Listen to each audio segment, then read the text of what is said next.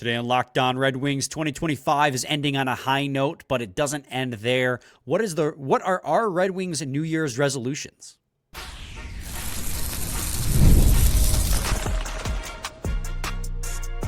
You're Locked On Red Wings, your daily podcast on the Detroit Red Wings, part of the Locked On Podcast Network, your team every day. Welcome back to the Locked On Red Wings podcast. We are your hosts, Brian Fisher and Scotty Bentley, part of the Locked On Podcast Network, your team every day. And you can listen to us wherever you get your podcasts, including on YouTube. And now, Scotty, those listeners can go ad-free by signing up for the Everydayer Club. All you got to do to sign up for the Everydayer Club is go to lockedonpodcast.com/Everydayer Club to sign up. It is $10 a month, Scotty, and you'll get access to ad-free episodes on Spotify, as well as members-only Discord to talk to us for if that's something you'd like to do.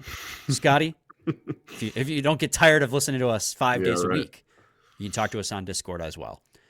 Scotty, the Detroit Red Wings are first place in the Atlantic Division, at least as of recording this on December 30th, regardless of the result of the game against the Jets that we will preview in segment 3, and regardless of what any of the other opponents do between now, about 6 o'clock on Tuesday, and the end of the day on the 31st, the Red Wings will be in a playoff spot. They might not be in first in the division, but they'll be in a playoff spot.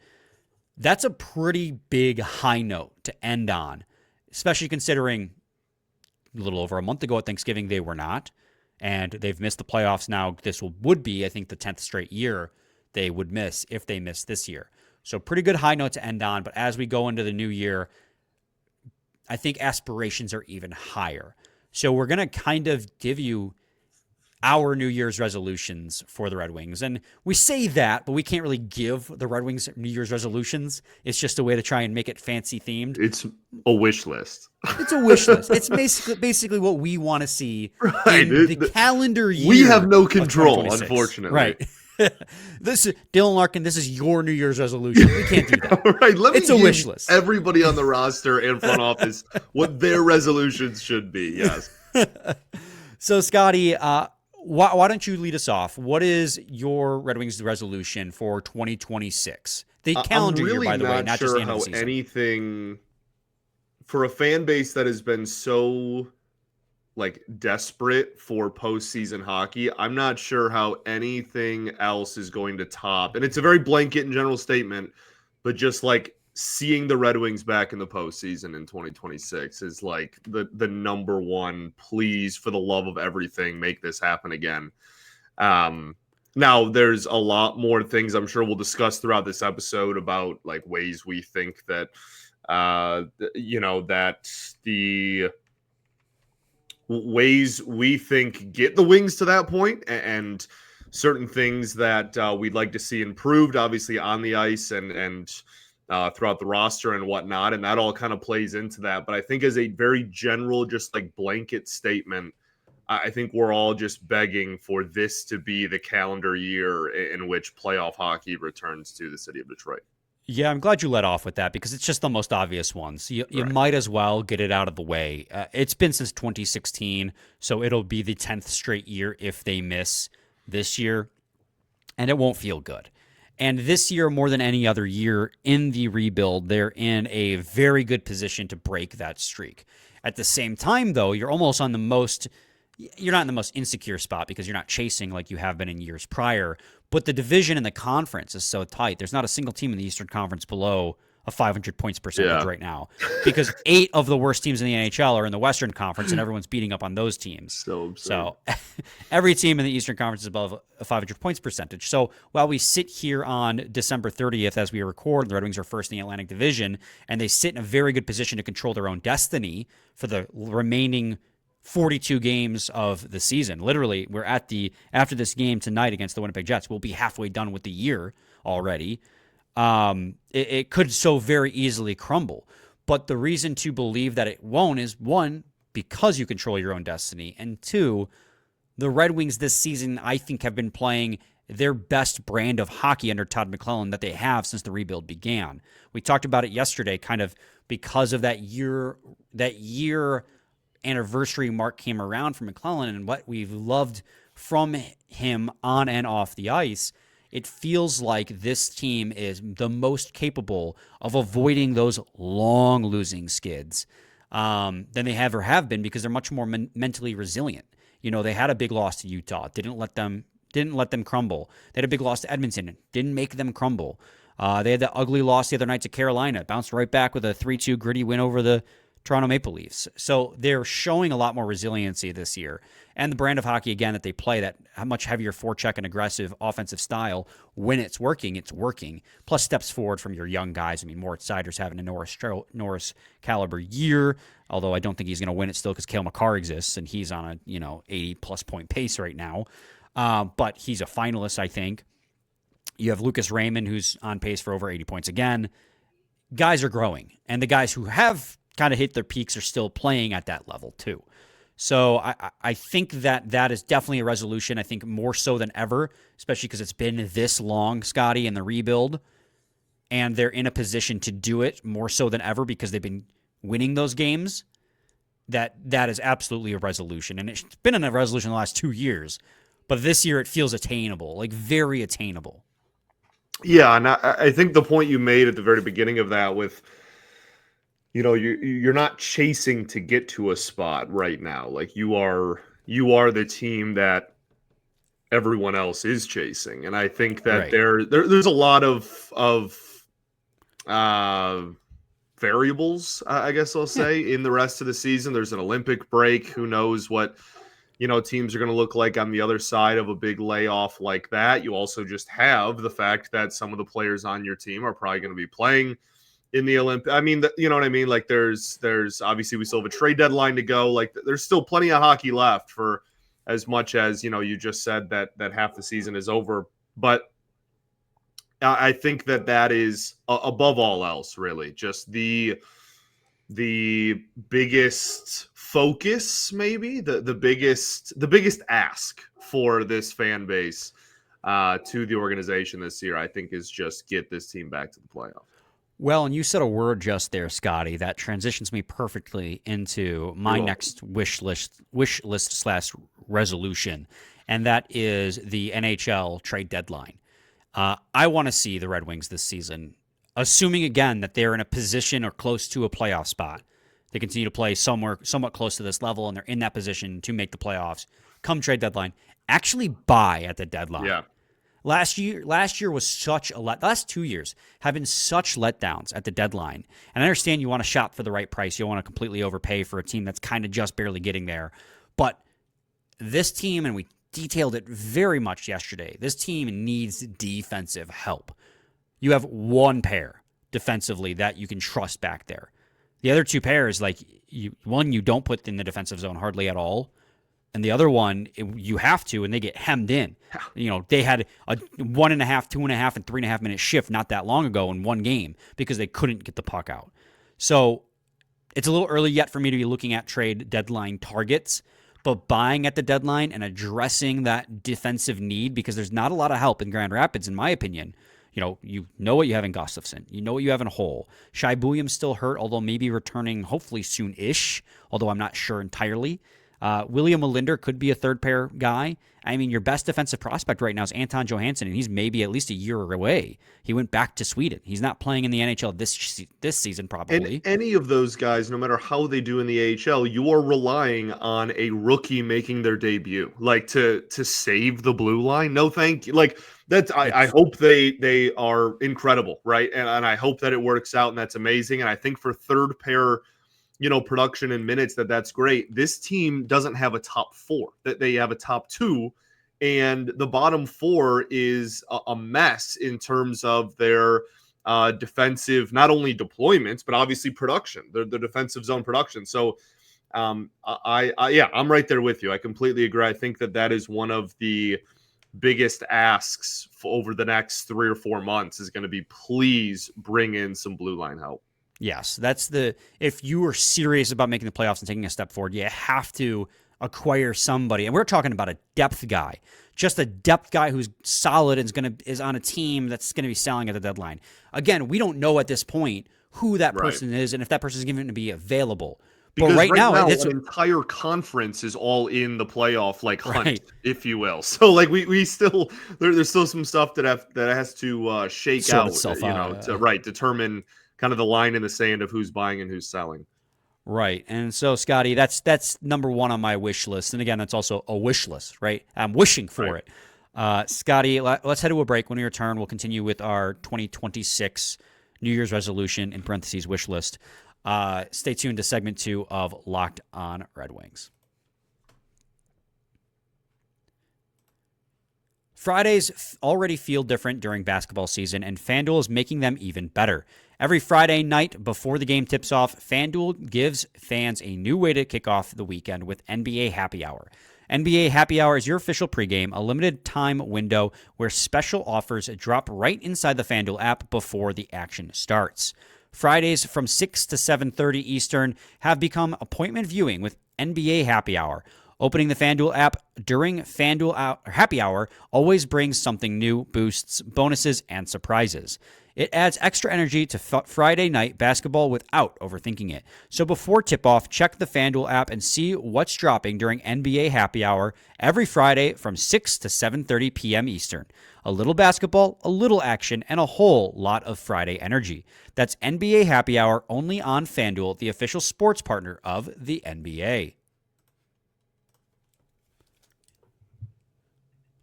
Scotty, what do you have next in terms of wish lists for the 2026 calendar year? Yeah, I think now we get to, I don't know. I think there is stuff that is more tangible that you can grasp onto and be like, I want to see this specific move, etc. And then there's stuff a little bit more with what I'm about to say, and it's honestly, I feel like more of a fall of 2026 thing than a spring of 2026 thing. And that's just another influx of young players that have please. The one name that I have to see on the NHL roster, either by springtime or by early fall 2026, is Sebastian Cossa. It's time. And and I think that's a great point, because I think when we talk about the surprises from the summer that then made it onto, the roster for opening night this year, it was obviously a lot of skater talk. They had just acquired John Gibson. There was no chance that Cossa was going to be on the team. I think now you're at a point where certainly, again, I agree with you. I would say that by opening night of 2026, 2027 season, right, this fall, that the plan should be for Cossa to be on the NHL roster. But I think even looking the rest of this season, right now we're fine. I'm not clamoring, pounding my fist on the table. We need Cossa in the NHL. Everything's, been pretty passable, I would say, in net. But I also think that, if Talbot has 3 or 4 bad games in a row, I don't think it's as long of a hook as maybe as it was. And I think that is something certainly to keep an eye out for maybe the rest of this season. Gibson is going to get playing time kind of whether we like it or not. And we like it lately. He's been really good, obviously. I'm not trying to slander him or anything. But I think that Talbot is probably, especially with how often his playing time is, 3 or 4 outings in a row, you're going to start hearing, the chirping from the fan base about maybe trying to give Cossa a look. So yeah, I would say by the end of the 2026 calendar year, right, we would like to see Cossa be, an established NHL player. Well, and that's the thing, even go beyond the 2 or 3 bad starts in a row by Cam Talbot. I think he's, even in his bad starts, a lot of times, Cam Talbot, I think when he plays is more often than not fine enough. I'm not really concerned about having that question raised. My issue right now is more just oriented towards Steve Yzerman and Sebastian Cossa.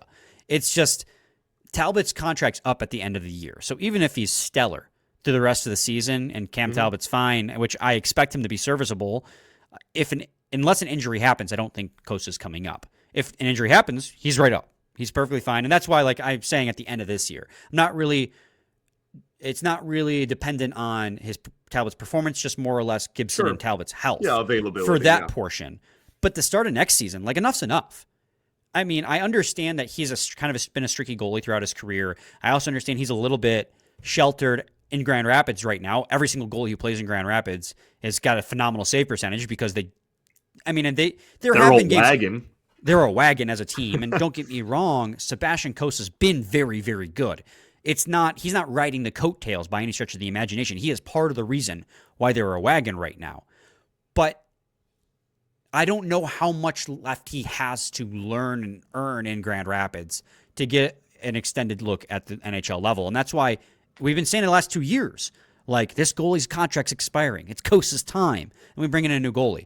Cam Talbot's contract is expiring. It's Kosa's time. Like, let's get this up here already. I'm ready to see this kid and what he's got. At a certain point, like, you're willing to throw ASP to the Wolves and play second pair and play in every situation to start the season. Like, it's time to do that with Kosa, too. This is a guy who was drafted in 2021. And I think Kosa is a very talented goalie and is going to do well in the NHL. I'm ready to see him. By fall, I'm ready to see Kosa. This is not something I had written down, but the moment you mentioned youth, I was like, he's on something. Yeah, no, I mean, he's the clear and obvious candidate in that regard. And I think, MBN is certainly a guy that, like, his name will be thrown around. Really anybody on the blue line for reasons we mentioned in the first segment, just because it's kind of thin in terms of production, not bodies. So yeah, I mean, there's a handful of guys that kind of fall under that umbrella. And I certainly hope that, I mean, if we want to, like, stay on that subject, you can get super broad with it and just be like, yeah, like, I hope that by fall of 2026, that Danielson has taken a step forward and Casper has taken another step. That's very, we continue development for him and ASP, right? Like, you can just kind of group them all together and be like, oh, like, hope the young players get better. Like, that's super easy and kind of nonchalant. But I think that to get to where this team wants to be in, over the next 3 to 5 seasons, it's kind of imperative, to be honest, especially with the direction that NHL free agency is kind of heading, where a lot of teams are just retaining their best players. You need to be able to develop from within. And obviously, again, that the biggest conversation point over the next few years is going to be Kosa. But I mean, we need to see more out of offensively, point production wise, out of guys like Casper and Danielson and whatnot, which I think will happen. I'm not, like, slandering that they're young, that this is, part of the development process, but you got to get them to that point too. So hopefully that's something we see by the end of the calendar year. I have 3. You're talking about players. I have 3 player wish list items for you, Scotty. Perfect. I'll list them off in just consecutive order real quick and let you have a chance to respond. We do have a game preview to do real quick here. But I want to see Moritz Seider finish as a finalist for the Norris Trophy, which is insane because I didn't think we were going to have this conversation at the start of the year. We knew how good Moritz Seider was. But right now, what I'm asking is I want to see him continue to play this level throughout the season. Yeah. I'm a little afraid Team Germany is going to kill him because it's not a deep team, and he'll be playing like 30 minutes a night. He's going to play 47 minutes a night. Right. I'm a little scared the Olympics might kill our German machine. But if he can stay healthy, and he can continue to play at this level, which I don't see any reason why he can't. It's not like he's being a fat flash in the pan. This is continual steps forward in his progression every year. I think it's reasonable to be like Norris Trophy finalist this season. And if he's not and he's like top 5, top 6, I'm fine with that too, because it means he's getting national attention, he's getting votes. But this is a wish list, and that's what I'm saying. Norris Trophy finalist. Moritz Seider, I'm just stuck on him. A lot of Seider asks. A lot of Seider. Alex DeBrincat, 40 goals. Yeah. I know he was on pace for that. He's cooled off a little bit the goal scoring recently. He's a streaky goal scorer, but I think it's very attainable. He had 39 last season, so I'm asking for one more goal season over season. He had and then 39, Lucas Raymond, and in game 82, he had an opportunity, and I think he posted or crossbarred one. I think something like that. Lucas Raymond, I want to see 85 points. At points, he's been pacing for 90. He's over. Why pacing not for over 90, dude? Point a game right now. I'm trying to keep my expectations reasonable. I don't think you are. Let's do 90. He says, and then he's like, Norris Trophy Finals. Yeah, right. That's kind of my point. I think I think that's fair though. Yeah, I think that is. I'm so excited about Larkin and Raymond on a line together for the next, like, I don't know, decade, like the next 5 years at least. Like, that's just so fun to, I don't know, imagine and just like think about. Like the core really is like in place, and I think that's just an exciting spot to be at, especially when you're in first place in the best division in hockey. Right. It's no guarantee they'll stay that way, but if they keep playing around the way they've been playing all season long, they're going to make the playoffs. Like they've played themselves into a really nice position. We just got to avoid the massive collapse in the month of March, or any month, honestly. Doesn't even have to be March, but historically it has been. We don't nitpick months. Don't collapse in any of them would be preferable. Just be okay, man. Like, just right. We're not asking for you to be just unreal and like the number one team. Just don't completely fall apart for a month. That'd be great. All right, Scotty, let's head to another break. When we return, we got to preview the Winnipeg Jets, so stay tuned to segment 3 of Locked On Red Wings.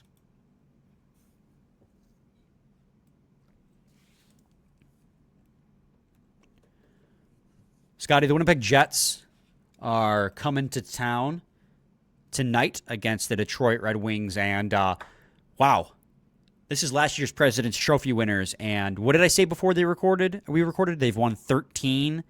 they've won 3 in their last 18 games, something insane like that. They've been pretty bad. Yes. Sorry, did I just completely leave you hanging there? They're riding a 6-game losing streak. Yeah, it's an L6. Well, the interesting thing when you map out their season is, and like you said, we were talking about this before we record.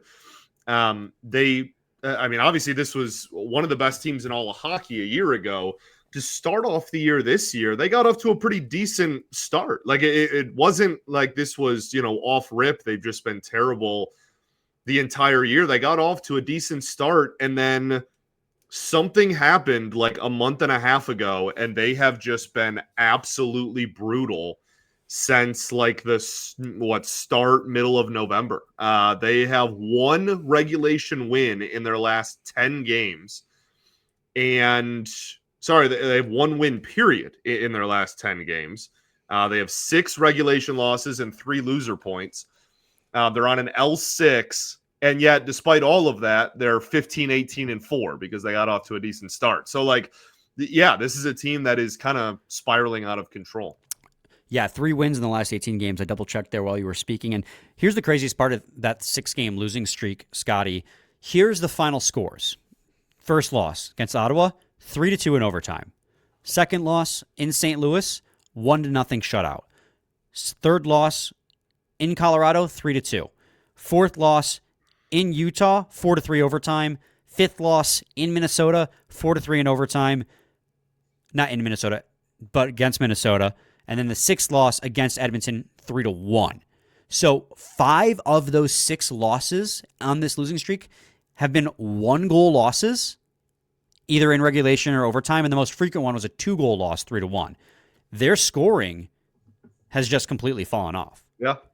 And it's something that we've talked about with the Red Wings a lot earlier in the season, is that they're getting a lot of shot attempts, but they weren't scoring goals, and that eventually skid would snap. That's not the case with the Winnipeg Jets. Now, it might be the case on the 6-game losing streak. I didn't compartmentalize it into this small portion. But across the season, they're middle-of-the-pack save percentage at 5-on-5, middle-of-the-pack shooting percentage at 5-on-5. They have a middle-of-the-pack power play and a slightly below middle-of-the-pack penalty kill. It's like, 13th and 18th overall? 13 and 18, yeah. They do not shoot the puck a lot. That's the thing that kills them, is with the Red Wings, at least they were getting a lot of shots on net. They just weren't going in.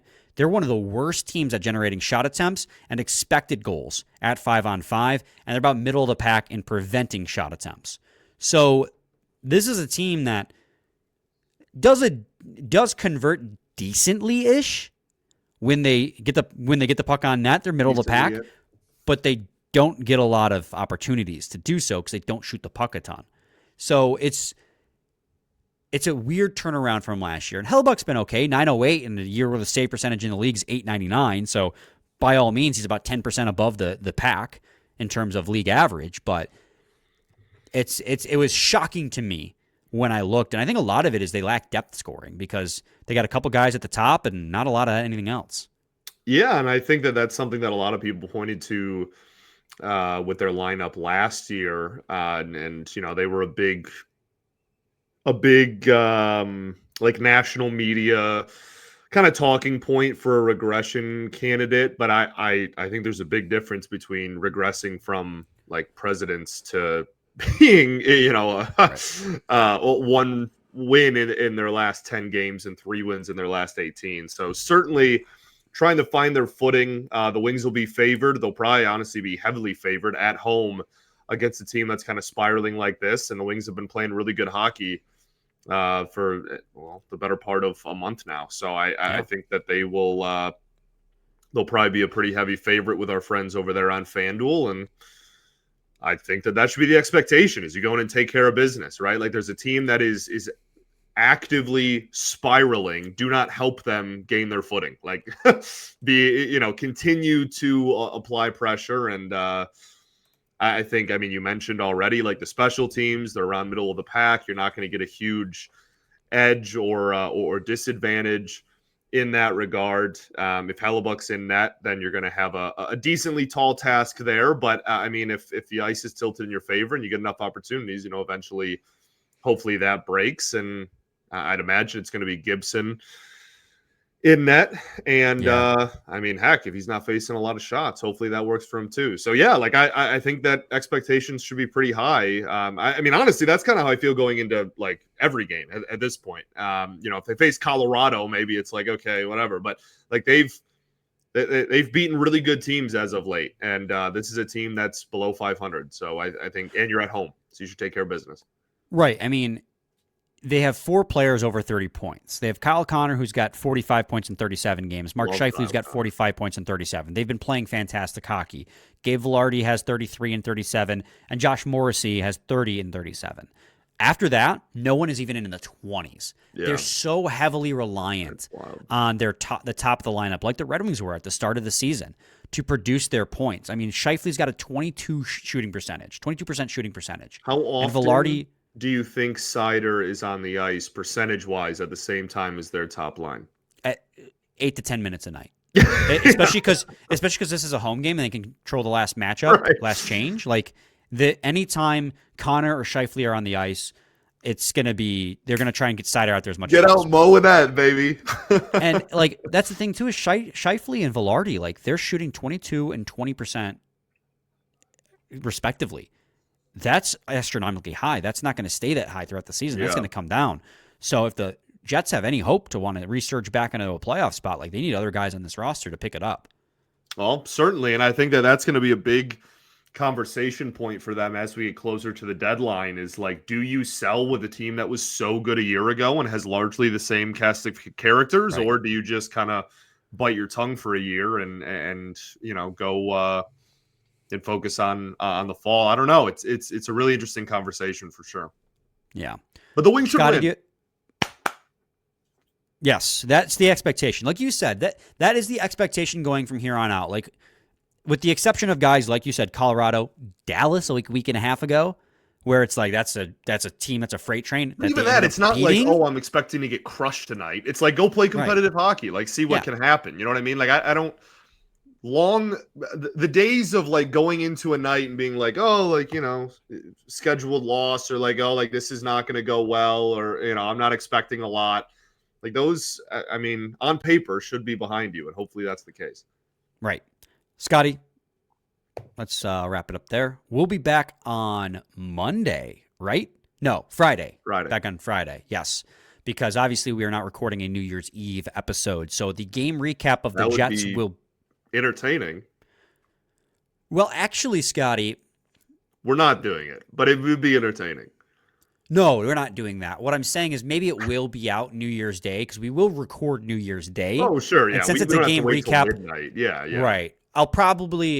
It'll probably won't be a Friday episode, and instead be like a later in the day Thursday episode to get the recap a little bit more. When everyone's waking up anyway, it's all right. Whenever we wake up and record, you'll get a Winnipeg Jets recap at some point, and you'll like it. All right, dude. You're okay. Stay tuned for that. Same time, same place. Your team every day. We do ball. Happy New Year.